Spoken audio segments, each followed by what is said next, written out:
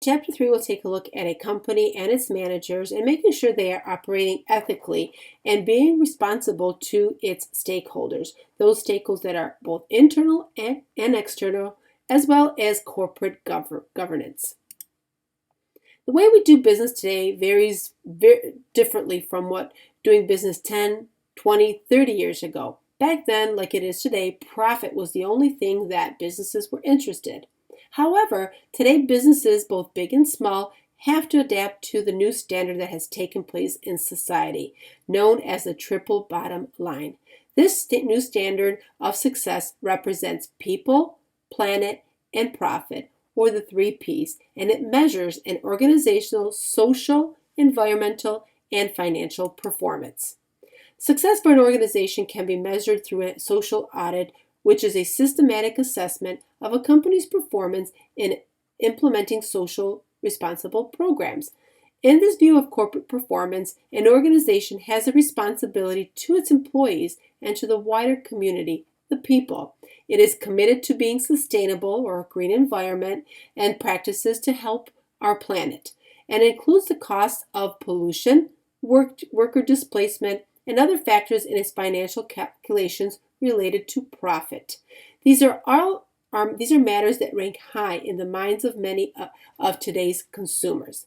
Companies like Ben & Jerry's, Kroger, Starbucks, GM focus on the triple bottom line with a major focus on green environment practices. Just like we mentioned, Kroger is getting rid of their plastic bags. GM is focused more on eco-friendly automobiles that they make. So the 3Ps are very important because of the way times have changed from 10, 20, 30 years ago to today, that we have more of a focus on this green, sustainable bottom line. Organizations or businesses, along with managers, need to always focus on their stakeholders, both internally and externally. It is these people whose interests are affected by what the company does. So we have we'll talk more about internal and external stakeholders in the next few slides. But here is just a diagram of the community of stakeholders that are within an organization, that both the internal stakeholders and who they are external stakeholders are. Internal stakeholders are all the people who work within the organization. They are your employees, the owners, the board of directors. All of these are internal stakeholders. Your owners consist of all those who claim the organization as their legal property. The board of directors can be members elected by stockholders to see that the company is being run according to their interests. External stakeholders are also greatly influenced an organization. They are the people or groups in the organization's external environment, and they are affected by it.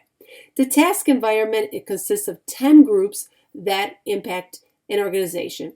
They'll discuss them in the following slides, and they include customers, competitors, your suppliers, your distributors, your employee organizations, your local community, financial institutions, social groups, special interest groups, and government regulators.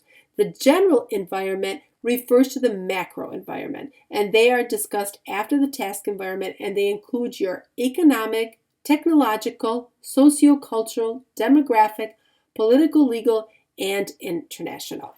The general environment, like I said, refers to your macro environment, and showing them here, these are it right here, your technological, your social culture, your demographic, your political forces, and your international. And like I mentioned earlier, for your task environment, it is your customers, your competitors, your distributors, and all of that. So these are your internal, and these are the external stakeholders that are impacted by what you do as an organization within your company. As mentioned, the task environment consists of 10 groups that are handled on a daily basis. They are the customers, those who pay to use the organization's goods or services. They are competitors, the people who compete for the customer service. Your supplier, who provides you the raw materials, the services, the labor, the equipment for your organization.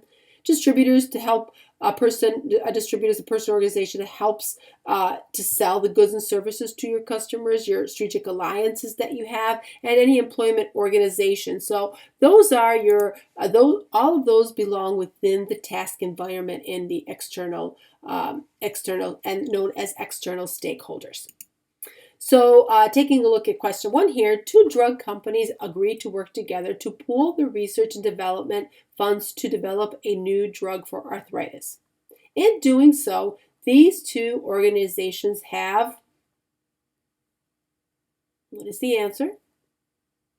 If you guessed B, strategic, they have formed a strategic alliance. You are correct. Like we said, in part of the 10 groups in the task environment is forming a strategic alliance, and these are the organizations, 2 organizations, 3 organizations have joined together to achieve an advantage that neither could perform as well alone. So together they are able to do something. Let's take a look at this question. Chemtech International is being picketed by a group of people who live by their biggest plant. The group is concerned about Chemtech's disposal of waste products into nearby waterways. In this instance, Chemtech is dealing with the blank part of its blank environment. So what do you think the answer is here?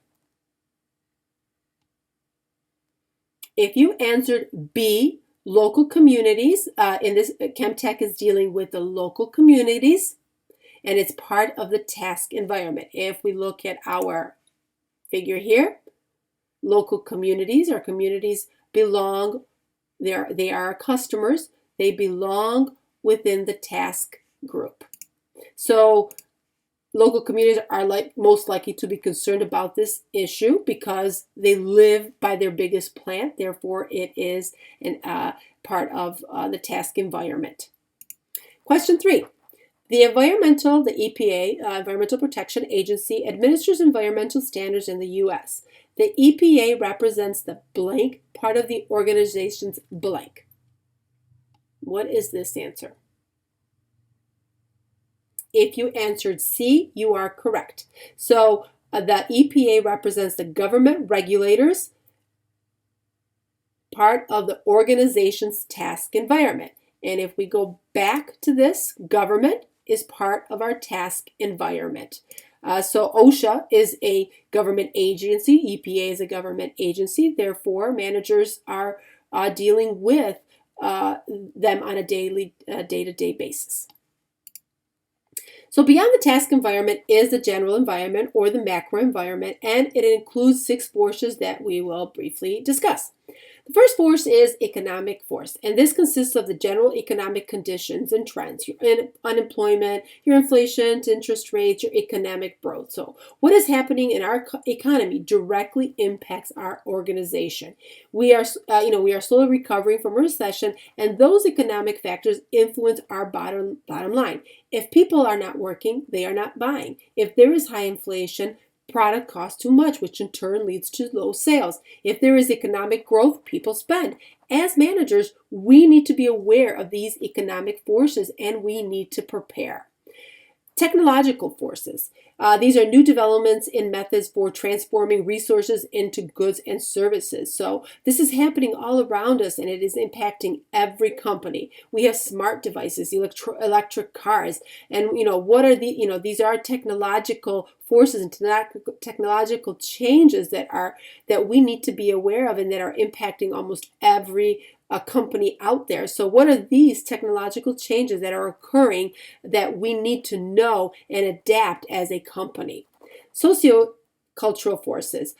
These forces influences and trends originating in a country's, society's, or culture's human relationship, and they value the value that they have affect an organization. So what trends are happening out there within the country, within a society that could impact me as an organization, and as a manager, I need to be able to adapt. We have gluten-free, for example. That's a trend that's happening now. So, as if I was in the food industry, I need to be able to stay on top of things and make those changes so that it can be sustained and stay alive and make a profit.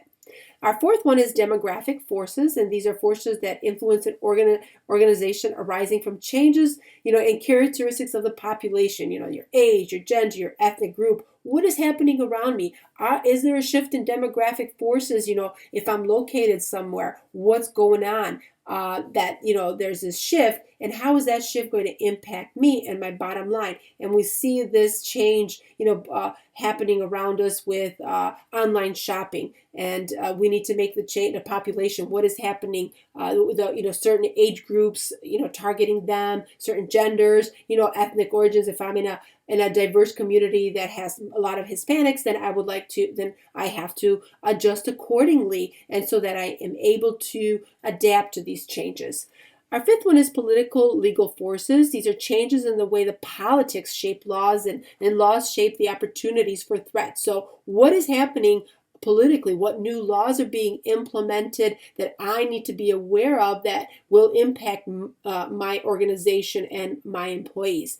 And finally, we have international forces, and these are changes in your economic, political, legal, and technological global system that affect an organization. So if we were a global company, we need to be aware of those political changes in that country if we are doing business in a foreign country. So for example, if you do business in England, you got to think about what impact will Brexit have on your business. So these are things in our general environment that we need to be aware of to operate successfully. So as managers, we also need to be aware of what constitutes ethics, values, and organizations, and how can they promote the ethics. So first, let's define what is an ethical dilemma. It is a situation in which you have to decide whether to pursue a course of action that may benefit you or your organization, but that is unethical or even illegal. So there's a situation that you have. It will benefit your company. Unfortunately, it might be unethical. So you are in this ethical dilemma. So according to a recent study, solving ethical dilemma is an important skill as a manager. And presented in our textbook, we had 400 senior executives were investigated, and 455 college students revealed that 62% of students believe that they are prepared to deal with ethical judgment, whereas only 30% of executives see students as prepared. So we as students are seeing ourselves as that we can make an ethical judgment. However, executives are saying no, only about 30%, so half. So there's kind of that disparity there. So, what's going on? Are we able to understand and make a good ethical choice if we are presented with an ethical dilemma? So we have many examples of companies that have proven to have been faced with an ethical dilemma. Our book uses Volkswagen and the emissions scandal in 2014. When you do read it, think about what fundamental ethical dilemma was faced by Volkswagen's managers. How well do you think that Volkswagen is managing the balance between its economics and its social performance? What could be done better? What could they have done to do something better? So in what ways can ethics differ? People rely on values, which are relatively permanent beliefs that may influence our ethical behavior, what we value. This means that some behavior may be viewed as ethical by some, but unethical by others. And there's so many different things that impact that and say that, I think is ethical, but someone else may not think is ethical. So defining ethical behavior depends a lot on a person's value system. What kind of values do we have will impact if, we think something is ethical or not, if it's okay or not okay. So again, ethics is a standard of right and wrong that influence behavior, and it does vary among countries and cultures. Different cultures and countries have different values. Therefore, what we may think is unethical for them, they think is ethical. So is there a right? Is there a wrong?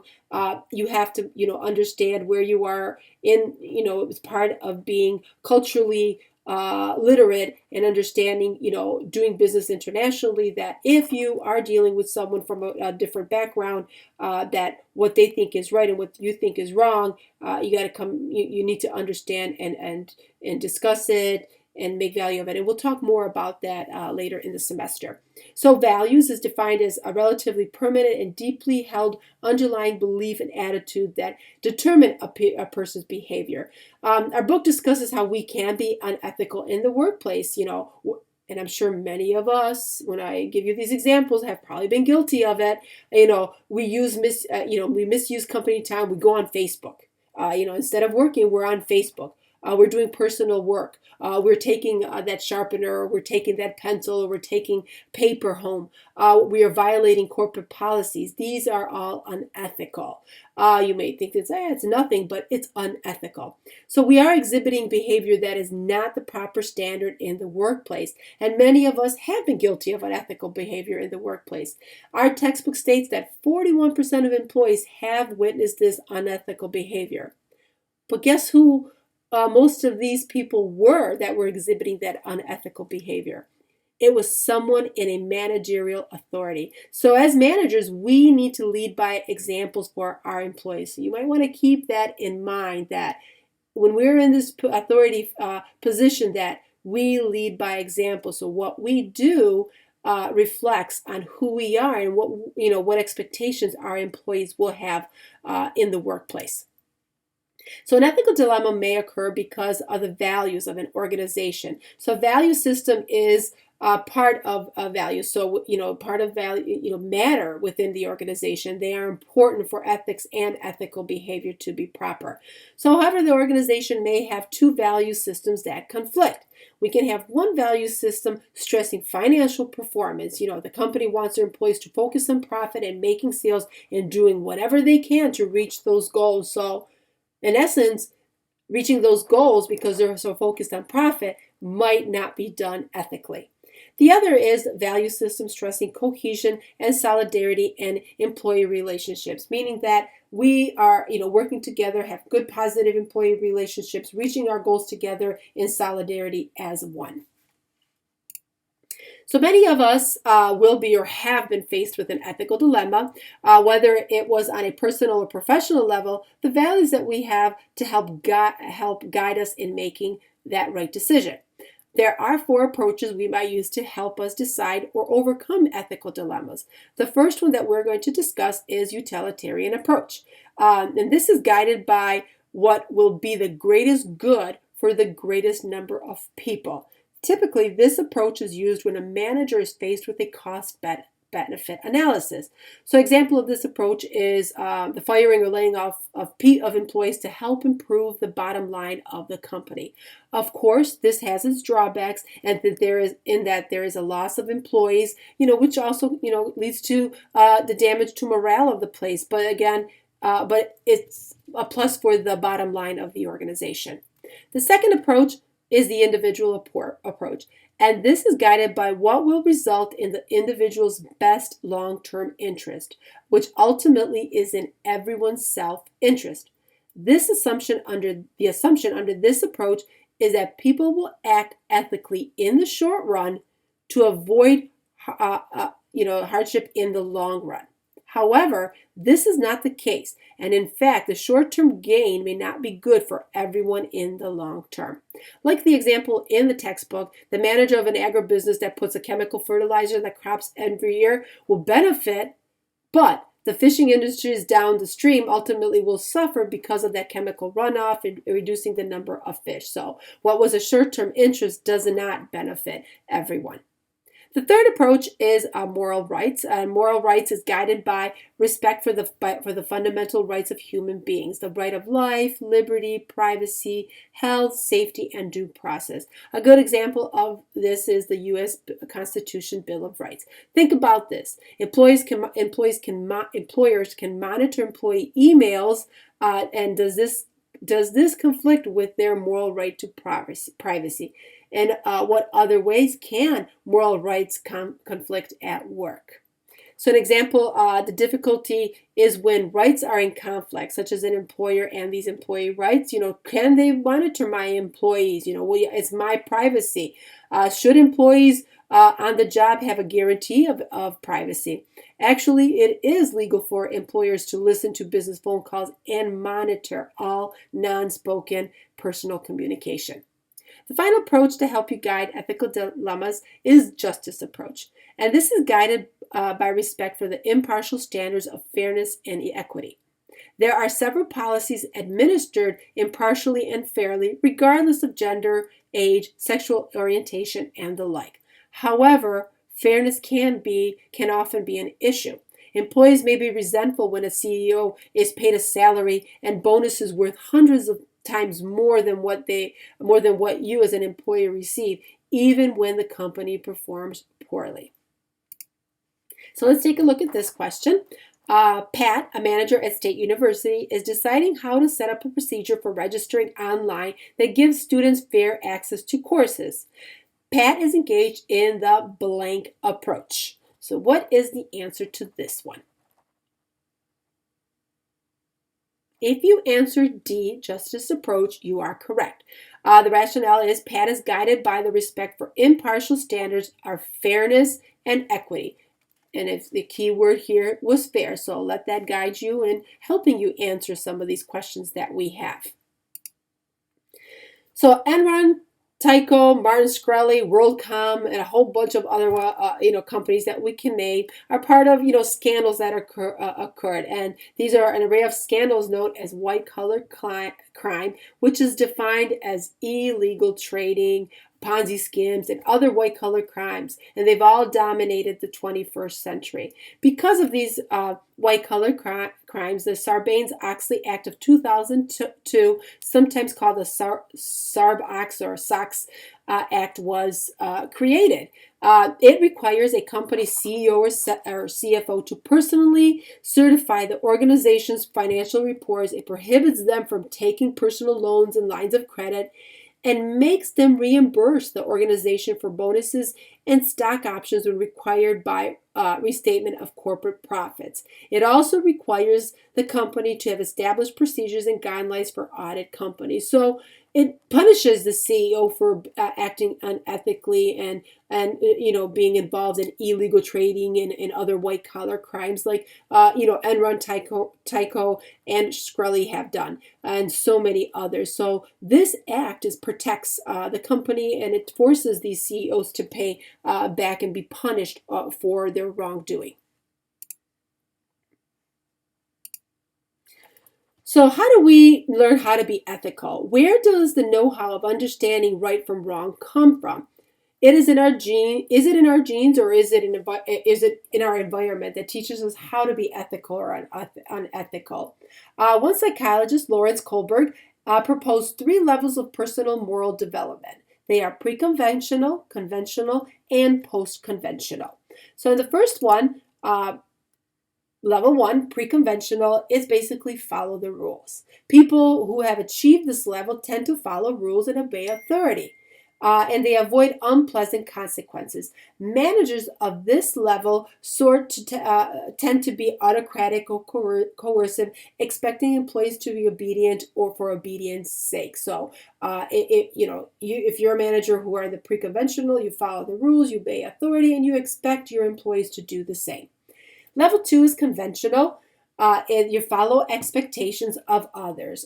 People whose moral development has reached this level are conformists but not slavish.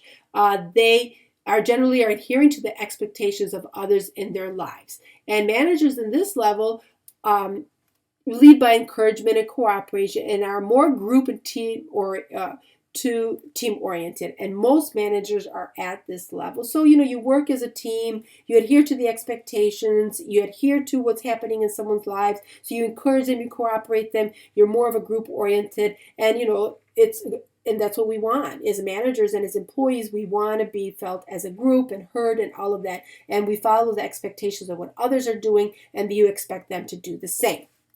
In level 3, post-conventional, is guided by internal values, the farthest along in moral development.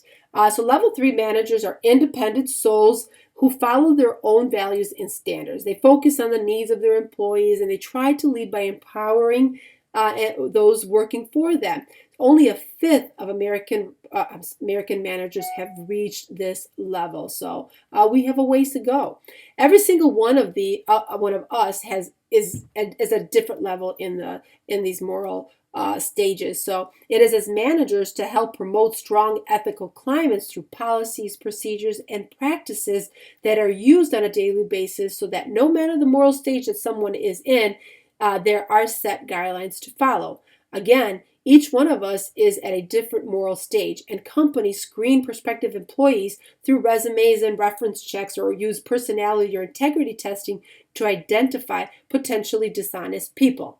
Another way to help promote ethics within an organization is through a code of ethics, which is a written set of ethical guidelines on how to treat customers, suppliers, competitors, and other stakeholders. And according to the Society for Human Resource Management weekly survey, 32% of human resource professionals indicated that their organizations offer ethics training. Rewarding ethical behavior is another way to help promote ethics within an organization. Instead of chastising, reward that ethical behavior. That is why it is important to create an organizational culture that promotes ethical behavior and protects potential whistleblowers. Next, we are going to discuss the concept of social responsibility and its role in today's organizations. If ethical responsibility is about being a good individual citizen, social responsibility is about being a good organizational citizen. Taking an organizational citizen's behavior that exceeds employees' job descriptions such as altruism, courtesy, sportsmanship, conscientious, and service virtue. We can define social responsibility as a manager's duty to take actions that will benefit the interests of society as well as of the organization. And corporate social responsibility as the notion that corporations are expected to go above and beyond following the law and making profit. According to the University of Georgia business scholar Archie Carroll, corporate social responsibility rests at the top of the pyramid of a corporation's obligations, right up there with economic, legal, and ethical obligations. Some people might hold that a company's first and only duty is to make a profit. However, he suggests that the responsibility of an organization in a global economy should take the following priorities, with profit being the most fundamental base of the pyramid and corporate citizenship at the top. Companies can be socially responsible in various ways. One way is through sustainability, economic development that meets the needs of the present without compromising the ability of future generations. As a corporation, you take on this responsibility of being sustainable and helpful. As mentioned before, Kroger is eliminating plastic bags. California is getting rid of disposable straws, and automakers are focusing their efforts on making more efficient and eco-friendly vehicles. So another type of social responsibility is philanthropy, which is making charitable donations to benefit humankind. The Bill and Melinda Gates Foundation, as well as Warren Buffett and Mark Zuckerberg, have all pledged billions on health, education, and overcoming poverty. So taking a look at this pyramid, where do you believe that most organizations are in terms of Carroll's pyramid? When take a look at, maybe you work someplace, where do you think your organization is in terms of Carroll's pyramid? So how can I trust a company?